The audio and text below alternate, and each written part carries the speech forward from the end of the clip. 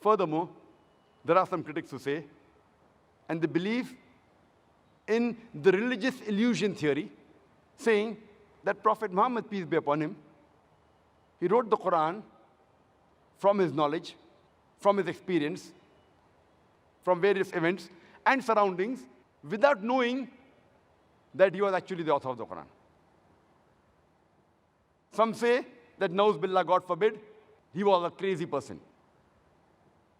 Now, no person who has an illusion or no person who's crazy can be so firm and accurate constantly for a period of 22.5 years.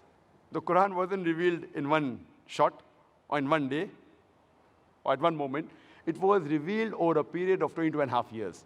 No person who has an illusion or has a visionary can be so constant for a period of 22.5 years. And there are various occasions. For example, in Surah Kahf, chapter number 18, verse number 22. When the people asked about the story of the people of the cave, or about Zulkarnain, he said, I will answer you tomorrow. But the Prophet could not give the answer tomorrow.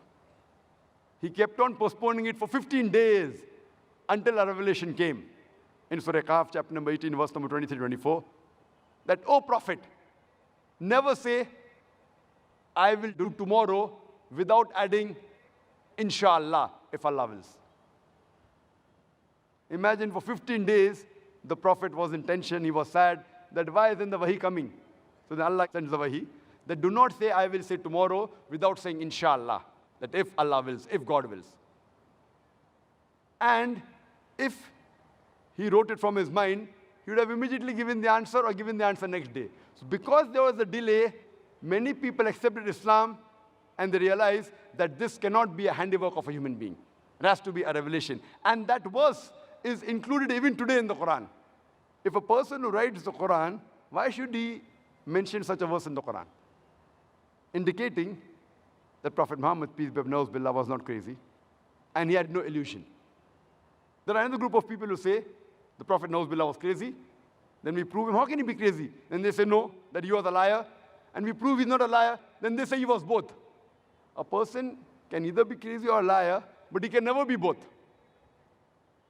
Because a crazy person, when you ask him a question, he immediately gives a reply whether logical or not.